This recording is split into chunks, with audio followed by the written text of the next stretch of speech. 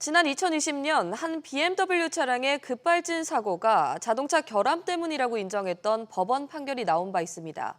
제조사가 제기한 상고심이 오늘 열렸는데 결국 대법원에서는 받아들여지지 않았습니다.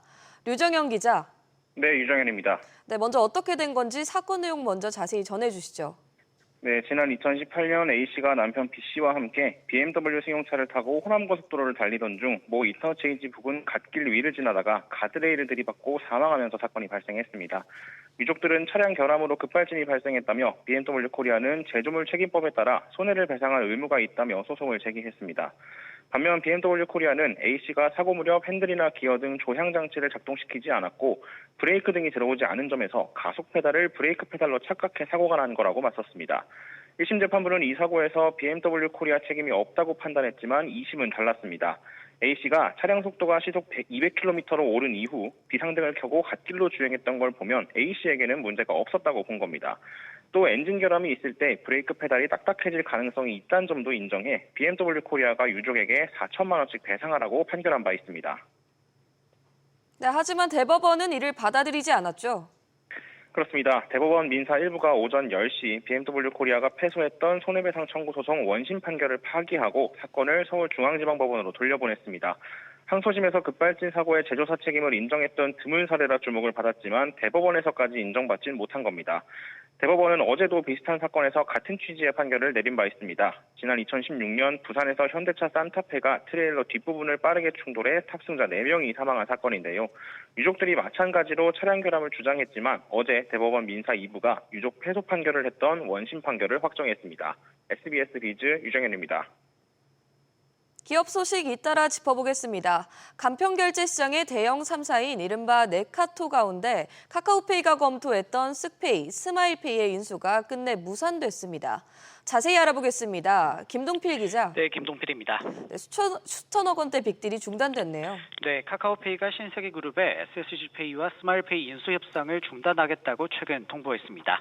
신세계그룹은 양측은 상호 전략적 파트너십 논의를 진행해왔다라면서 기업 밸류에이션 등 주요 조건에는 이견이 없지만 각사의 전략적 방향성 변화를 고려해 논의를 중단했다라고 밝혔습니다. 국내 전자금융업자 빅3의 지난해 매출 순위를 보면 네이버페이가 1조 6,473억 원, 토스페이가 8,196억 원, 카카오페이가 7,662억 원 순입니다. 이에 카카오페이는 외연 확장을 위해 올해 초부터 인수전에 나선 것으로 알려졌습니다. 특히 커머스 기능이 있는 쓱페이를 인수할 것이라는 관측이 많았었는데 매각가는 5천억 원 안팎으로 전해집니다. 카카오페이 입장에서는 큰 기회일 수도 있는 건데 왜 인수를 중단하기로 한 건가요? 네, 카카오 측의 투자 우선순위가 변했기 때문으로 보입니다. 이번 정부 들어 소버린 AI를 강조하고 나서면서 카카오 입장에서도 AI 투자가 중요해졌는데요.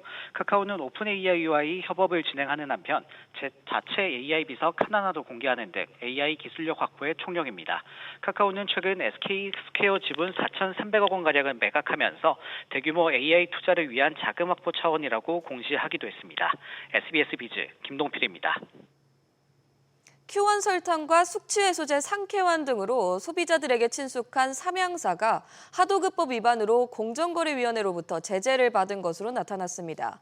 대표적인 협력사 갑질로 여겨지는 대금 지연 혐의인데요. 취재기자 연결해 알아보겠습니다. 신채영 기자. 네, 신채원입니다. 네, 구체적으로 문제가 된 내용이 어떤 겁니까? 네, 공정위에 따르면 삼양사는 지난 2023년 협력사 26곳에 공장 설비 제작 등을 위탁하면서 하도급 대금 19억 원을 제때 주지 않았습니다. 여기에 더해 대금 지연에 따른 이자 1,300만 원도 지급하지 않았습니다. 하도급법상 원청업체는 협력사의 위탁 업무가 완료된 시점으로부터 60일 안에 대금을 주도록 규정하고 있고 불가피한 이유로 60일을 넘길 경우 연 15.5%의 지연 이자도 지급해야 하는데 삼양사가 이를 지키지 않은 겁니다. 다만 공정위는 삼양사가 이후에 지급을 완료한 점을 감안해 지난 2월 경고 처분만 내렸습니다. 관련해 삼양사는 해당 계약이 하도급 거래에 해당하는지 여부를 두고 내부에서 분류하는 실수가 있었으며 이후 자진 시정했다고 설명했습니다. 네, 이른바 짬짬이 의혹이죠. 담합으로도 삼양사가 공정위 조사를 받고 있다고요? 네, 그렇습니다. 공정위는 지난해 3월 삼양사를 비롯해 CJ제일제당과 대한제당 등 대당 3사를 대상으로 담합을 통해 설탕 가격을 지나치게 올렸는지 살펴보기 위해 현장 조사에 나섰습니다. 지난해 초 설탕 가격은 1년 사이 20% 넘게 급등하면서 소비자 부담을 키웠는데요. 공정위 관계자는 현재도 이들 업체에 대해 담합 의혹을 조사하고 있다고 밝혔습니다. SBS 비즈 신채원입니다. 오늘도 전국 곳곳에 호우경보와 호우주의보가 발효 중입니다. 하루 사이 400mm가 넘는 기록적인 폭우가 쏟아지면서 인명피해와 함께 침수와 시설물 파손, 붕괴, 교통차질까지 전국 곳곳에서 피해가 속출하고 있습니다. 이 같은 기후재난이 반복되면서 재정 부담에 시달리는 지자체들이 이제는 보험으로 대응책을 모색하고 있습니다. 단독 취재한 기자 연결합니다. 박연신 기자. 네, 박연신입니다. 지자체들이 기후재난에 대응할 수 있는 어떤 방안이 마련되고 있는 건가요? 한국지방재정공제회가 서울시를 포함한 전국 지방자치단체를 대상으로 맞춤형 기후재난 공제상품 개발에 착수했습니다. 각 지자체가 폭염과 호우, 태풍 등 기후재난에 대응할 수 있도록 하기 위해서인데요. 실제로 최근 연이은 폭우에 도로가 잠기고 시설물이 파손되는 등 지방자치단체들의 피해 복구 부담이 눈덩이처럼 불어나고 있는 것으로 전해졌습니다. 이렇게 기후 위기가 일상화되면서 지자체별로 기후 재난 피해와 재정 부담이 커지고 있는 데다 국가 차원의 보상 체계로는 한계가 있다는 판단에서 이 같은 공제 상품 개발에 착수한 겁니다. 네, 그럼 공제 상품은 어떤 방식으로 만들어지는 건가요? 공제에는 지수형 보험이나 날씨 연계형 보험처럼 기후 조건에 따라 자동으로 보험금이 지급되는 기후 특화형 상품으로 개발하는 것을 검토 중입니다. 이를 위해 공제회는 최근 몇 년간의 태풍과 대설, 호우로 인한 지자체별 피해 복구 사례와 공유재산 손실 데이터를 수집 중이며 이를 통해 보험이 꼭 필요한 지역과 사업군을 우선 선별할 방침입니다. 현재 미국과 유럽, 일본 등에서는 이미 농업과 산업, 공공 분야까지 날씨 기반 보험이 폭넓게 도입돼 있어 국내에도 공공중심 제도와 필요성이 제기되고 있는 상태인데요. 공제에는 정부의 재난 관련 정책과의 연계성과 민간 보험사와의 역할 분담 방안도 함께 검토할 계획입니다. SBS 비즈 박연신입니다. 국회에서 나오는 이야기들도 연달아 짚어보겠습니다. 구윤철 부총리 겸 기획재정부 장관 후보자의 인사청문회가 어젯밤 늦게까지 이어졌습니다. 청문회 내내 법인세 인상과 증권거래세 회복 등 감세 기조를 되돌리는 방향의 질의가 이어졌고 구 후보자도 이에 호응하면서 증세에 군부를 뗀 자리였다는 평가가 나옵니다. 오수영 기자. 네, 오수영입니다. 법인세율을 다시 올려야 한다는 여당 의원들 주장에 구 후보자도 호응을 했군요. 그렇습니다. 구 후보자는 윤석열 정부 시절 낮춘 법인세율을 다시 높이는 방안을 적극 검토하겠다고 말했습니다. 법인세율은 문재인 정부가 상한을 3%포인트 올렸다가 감세 기조를 내세웠던 윤석열 정부가 상한과 하한 모두 1%포인트씩 2023년에 낮췄는데 이재명 정부 들어서 다시 높이겠다는 겁니다. 구 후보자는 감세를 해준다고 기업이 투자를 하는 건 아니다라고 진단을 했습니다. 실제로 2022년과 작년을 비교해보니 국세 감세폭보다 법인세 감소폭이 더 컸다고 언급했습니다. 국내에서 최종 제조한 제품을 국내 최종 소비자에게 판매를 할 경우 생산량과 판매량에 비례해서 법인세 공제 혜택을 부여하는 세제 도입도 적극 검토하겠다고 말했습니다. 또 하나 주목되는 게 자본시장 활성화를 위한 세금들도 언급이 됐죠. 그렇습니다. 지난 2021년부터 단계적으로 인하를 해온 증권거래세를 다시 올려야 한다는 주장에 대해 구 후보자는 그것도 검토해보겠다고 답했습니다. 앞서 증권거래세 인하는 금융투자소득세 도입과 맞물려서 추진되는데요. 하지만 금투세는 전면 폐지된 반면 증권거래세율은 예정대로 지난해 0.18%에서 올해 0.15%로 낮아졌습니다. 금투세가 폐지된 만큼 인하된 증권거래세도 되돌려야 한다는 지적에 따른 조치입니다. 이와 함께 구 후보자는 코리아 디스카운트 해소를 위한 자본시장 과세 개선 방안으로 배당소득 분리과세 도입도 검토하겠다고 밝혔습니다. SBS 비즈 오수영입니다. 이재명 대통령의 대선 공약이었던 정부 조직 개편안 마련이 사실상 마무리 단계에 접어들었습니다. 민주당은 통합안을 처음으로 발의했고 국정기획위도 조만간 최종안을 대통령실에 보고할 예정입니다. 취재기자 연결해 알아보겠습니다. 정보윤 기자. 네, 정보윤입니다. 취재된 국회 진행 상황부터 전해주시죠. 네, 윤중병 더불어민주당 의원은 전날 정부조직법 개정안을 대표 발의했는데요. 윤 의원이 발의한 개정안은 이재명 정부 출범 이후 산발적으로 발의된 각 개정안을 처음으로 통합한 것이라는 데 의미가 있습니다. 특정 부처에 과도하게 집중된 기능과 권한을 분산하기 위해 기획재정부의 경우 기획예산처와 재정경제부로 이원화하도록 했는데요. 기후에너지부 신설과 과학기술정보통신부 장관의 부총리 격상, 해양수산부 복수 차관제 도입 등의 내용도 포함됐습니다. 윤 의원은 전부터 거론됐던 내용을 모아 개정안을 발의했다며 아직 당론으로 정해진 건 아니라고 말했습니다. 다만 이재명 대통령의 대선 공약이 상당 부분 반영된 데다 정부도 같은 방향을 추진하고 있어 사실상 당내 공감대가 형성된 분위기입니다. 민주당은 입법을 포함한 정부 부처 개편 로드맵을 대통령실과 협의해 나갈 방침입니다. 그렇군요. 국정위도 조만간 정부 조직 개편 최종안을 대통령실에 보고한다고요? 네, 국정기획위원회는 대선 공약을 토대로 한 조직 개편 구상을 대부분 마무리하고 이르면 이번 주 최종안을 대통령실에 보고할 전망인데요. 앞서 지난 3일 정부 조직 개편안 초안을 대통령실에 보고한 후 지속적으로 대통령실과 관련 협의를 진행 중입니다. 대선 공약이 실렸던 기재부 분리, 검찰 수사기소 분리, 기후에너지부 신설, 금융위원회 정책감독 이원화 등 큰 틀에 대해서도 별다른 이견이 없는 것으로 알려졌는데요. 다만 세부 사항을 두고 마지막까지 최종 검토를 이어간다는 계획입니다. SBS 비즈 정보인입니다. 대주주 주식만 비싸게 팔던 M&A 관행에 제동을 거는 법안이 국회에서 급물살을 탔습니다. 소액주주도 같은 값에 주식을 팔 수 있게 하는 의무공개 매수제가 이르면 다음 주 본회의에 오를 것으로 보입니다. 취재기자 연결합니다. 정동기 기자. 네, 정동진입니다. 네, 다음 주 국회에서 여야가 의무공개 매수제도를 다룰 예정이라고요? 그렇습니다. 오늘 국회 관계자에 따르면 국회 정무위원회는 다음 주 정무위 법안 제1소위와 제2소위를 열고 여기서 의무공개 매수제도 도입을 골자로 한 자본시장법 개정안을 다룰 예정입니다. 어제 더불어민주당 문진석 원내수석 대표가 오는 23일 본회의에서 여야 간 비쟁점 법안을 처리할 것이라 밝혔는데요. 현재 여야 모두 의무공개 매수제를 골자로 한 자본시장법 개정안을 발의해둔 만큼 이르면 오는 23일 본회의에서 법안이 통과될 가능성이 높아졌습니다. 의무공개 매수제가 도입되면 기업이 인수합병할 때 소액주주도 대주주와 같은 가격에 주식을 팔 수 있게 됩니다. 예를 들어 과거 KB금융이 현대증권을 인수할 때 대주주는 주당 23,000원에 팔았지만 소액주주는 6,000원대에 팔 수밖에 없었습니다. 같은 주식을 두고도 가격이 달랐던 관행을 바로잡자는 취지입니다. 그렇군요. 정 기자, 또 주목해야 할 법안 눈에 띄는 게 있을까요? 네, 여야 정무위는 산업은행법 개정안도 이번 법안 소위에서 다룰 예정인데요. 반도체, AI, 바이오 등 미래 첨단 전략 산업 전반을 지원하는 데 쓰일 기금을 설치하기 위한 사전 작업입니다. 지난 3월 여야 정무위 의원들 공동으로 첨단산업기금 관련 산업법 개정안을 발의한 상태라 무난하게 본회의에서 통과될 것으로 전망됩니다. 기업성장 집합투자기구 설립을 위한 자본시장법 개정도 다뤄질 예정인데요. 자산 총액 중 일부를 유망 벤처기업 등에 투자하는 기금을 도입하고 이 기금을 증권시장에 상장해 투자금 회수를 용이하게 하는 법안입니다. SBS 비즈 정동진입니다.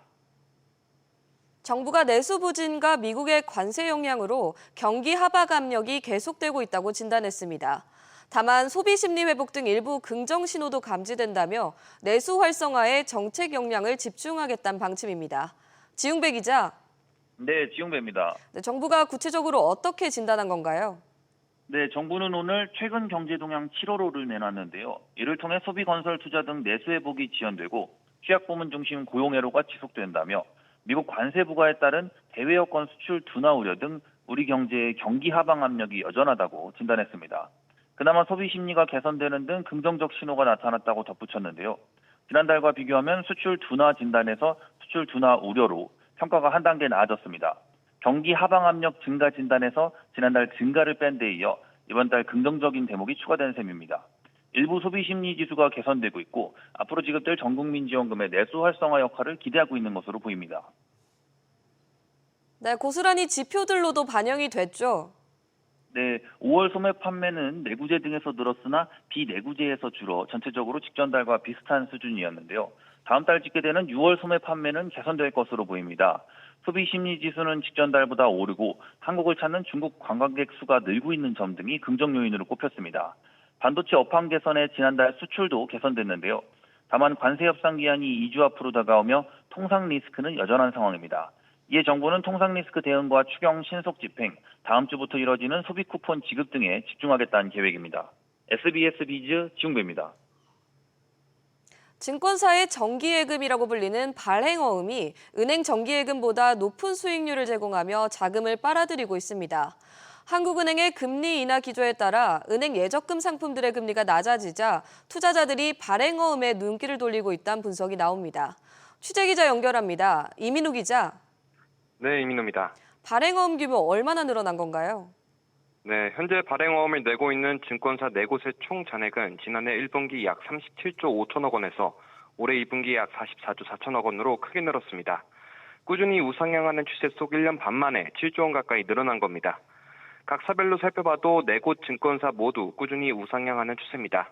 발행어음은 증권사가 자체 신용으로 발행하는 만기 1년 이내 어음으로 기업 금융, 부동산 금융, 채권 등의 투자에 운용합니다. 발행어음은 은행 예금 수준의 안정성을 담보하면서 이보다 더 높은 수익률을 제공한다는 특징이 있는데요. 5대 은행의 1년 만기 정기예금 금리는 연 2.05에서 2.8%에 그친 반면 증권사별로 유형의 차이는 있지만 수익률이 4.2에서 4.8%로 2%포인트 정도 차이가 납니다. 이 때문에 은행권에서 증권사로 머니무브가 이뤄졌다는 분석이 나옵니다. 하반기 더 늘어날 전망이 나오는데 이유가 있습니까? 그렇습니다. 현재 자기자본 4조 원 이상인 증권사 4곳만 발행어음 제도를 운영 중인데요. 금융당국이 발행어음 인가요건을 조만간 강화할 예정이라 다른 증권사들이 하반기 막차 타기에 나섰습니다. 최근 메리츠증권, 삼성증권, 신한투자증권, 키움증권, 하나증권 등 5개 증권사가 발행어음 업무를 신청했습니다. 발행어음의 선택지는 넓어질 전망이지만 해당 상품의 경우 예금자 보호법 적용을 받지 않기 때문에 투자자들은 증권사가 부실화될 경우 투자 손실 가능성을 유념해야 합니다. SBS 비즈 이민호입니다. 삼부토건 주가 조작으로 거액의 이익을 챙긴 혐의를 받는 이일준 회장이 지난밤 구속됐습니다. 조성욱 전 회장에 대한 구속영장은 기각됐습니다. 김한진 기자. 네, 김한진입니다. 법원에서 특검이 주장한 혐의가 소명이 된 거군요. 네, 서울중앙지방법원이 오늘 새벽 2시쯤 이일준 삼부토건 회장과 이은근 전 삼부토건 대표의 구속영장을 발부했습니다. 자본거래법상 부정거래 행위 등 혐의에 따른 것으로 도망치거나 증거를 인멸할 염려가 있다는 이유에서입니다. 하지만 같은 혐의를 받는 조성욱 전 삼부토건 회장에 대한 구속영장은 기각했는데요. 조 전 회장의 사기적 부정거래 범행에 대한 구체적인 역할과 가담 내용, 실행 행위에 대한 소명이 부족하다며 이에 따른 방어권 보장이 필요하다는 것을 사유로 들었습니다. 네, 이들이 연루된 사건 내막 정확히 어떤 내용입니까? 네, 이 회장 등은 지난 2023년 5월에서 6월쯤 삼부토건이 우크라이나 재건 사업을 본격 추진할 것처럼 투자자들을 속여 주가를 띄운 후 보유 주식을 팔아서 약 370억 원의 부당이득을 챙긴 혐의를 받고 있습니다. 이들은 2023년 5월 폴란드에서 열린 우크라이나 재건 포럼을 계기로 현지 지방자치단체와 각종 업무 협약을 맺었다는 보도자료를 내고 재건 사업을 추진할 것처럼 투자자를 속였다는 게 특검의 판단입니다. 당시 우크라이나 재건주로 분류된 삼부토건은 2023년 5월 1,000원대였던 주가가 2개월 뒤 장중 5,500원까지 급등했습니다. SBS 비즈 김한진입니다. 금융사들의 해외 부동산 투자 가운데 부실 우려가 있는 사업장 규모가 2조 6천억 원에 달합니다. 그런데 이 중 절반 이상이 보험사에서 발생해 우려가 커지고 있습니다. 자세한 내용 취재기자 연결해 알아보겠습니다. 이한나 기자. 네, 이한나입니다. 네, 해외 부동산 투자 부실 규모가 금융권에서 보험사에서 가장 크다고요? 얼마나 되나요? 네, 금융권 전체 규모 중 절반이 넘는 1조 3,700억 원입니다. 금융감독원이 더불어민주당 김현정 의원실에 제출한 자료에 따르면 지난해 12월 말 기준 금융회사의 해외 부동산 단일자산 대체 투자에서 기한이익 상실, EOD가 발생해 금감원 리스크 관리 대상으로 분류된 규모는 2조 5,900억 원인데요. 보험사가 차지하는 비중이 52%에 달합니다. 이 밖에 증권 5,700억 원, 여전사 3,200억 원, 은행 2,700억 원, 상호금융 600억 원으로 집계됐습니다. 보험사의 투자 추허별 EOD 규모는 오피스 투자에서 2,800억 원, 주거시설 2,100억 원, 호텔 레저 500억 원 순이었습니다. 네, 그런데 이게 어떻게 문제가 될 수 있는 건가요? 네, EOD는 채무자의 부도 위험이 커져 채권자가 대출 만기 전에 원금 회수를 요구할 수 있는 상태인데요. 이때 현금 유입이 충분하지 않거나 자산 매각이 원활히 이뤄지지 않을 경우 유동성 압박이 본격화될 수 있고요. 만약 채무자인 회사가 EOD 사유를 해소하지 못하면 자산 배분 순위에 따라 투자금을 회수하지 못할 수도 있습니다. 주로 금융사들은 지분 투자의 형태로 해외 부동산에 투자하는 편인데 돈을 빌려주는 성격인 PF 대출에 비해 위험도가 높습니다. 금감원은 해외 부동산 투자 규모가 국내 금융사의 총자산 대비 1% 미만이라 금융 시스템에 미치는 영향은 제한적일 것으로 보고 있는데요.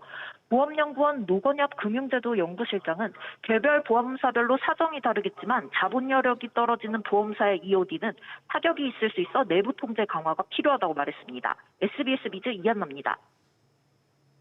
네, 대형 증권사에서도 이번 달부터 임원별로 내부 통제 책무를 부여해 문제가 생기면 해당 임원에게 책임을 묻는 책무구조도가 시작됐습니다. 그런데 금융감독원이 최근 마무리한 대신증권 현장검사에서 이어룡 회장에 대한 책무구조 마련이 미흡하다고 지적한 것으로 확인됐습니다. 박규준 기자. 네, 박규준입니다. 대신증권이 구체적으로 어떤 지적을 받은 건가요? 네, 금감원은 이번 대신증권 정기검사에서 이어룡 대신증권 회장에 대한 책무구조 마련이 미흡하다고 지적하고 보완할 것을 요구했습니다. 이 회장은 증권 총괄 및 이 그룹 ESG-위원회 총괄인데 회사가 관련 책무를 제대로 명시하지 않았던 것으로 알려졌습니다. 금감원 관계자는 이 회장에 대한 부분이 자세히 기재가 안 돼 있어서 회사가 업무를 파악해서 넣은 것으로 안다고 했습니다. 금감원 지적으로 대신증권은 뒤늦게 그룹 ESG 관리 업무와 관련된 책무, 또 자회사 관리 업무와 관련된 책무를 추가로 명시해서 공시했습니다. 그런데 다른 증권사와 달리 사전 컨설팅이 아니라 정식 검사에서 지적을 받은 거네요. 그렇습니다. 금융당국은 책무구조제도 시범 운영에 참여한 회사를 대상으로 사전 컨설팅을 했고 이 과정에서 내부 통제 관리 미흡이 적발이 돼도 책임을 묻지 않기로 했는데요. 하지만 문제는 대신증권이 시범 운영에 참여한 19곳 증권사가 아니라는 점입니다. 시범 운영에 참여하지 않고 당국 검사 과정에서 적발이 된 거라서 제재 가능성도 거론됩니다. 앞서 KB증권, 메리츠증권은 금융당국 사전 컨설팅 지적을 받아들여서 대표와 이사회 의장 겸직을 분리한 바 있습니다. 앞서 금감원은 또 사전 컨설팅 과정에서 오너들의 책무 부여 관련해서 미래에셋증권의 창업주 박현주 회장, 또 키움증권의 오너 2세인 김동준 사장의 책무 부여가 미흡하다고 지적한 바 있습니다. SBS 비즈 박규준입니다.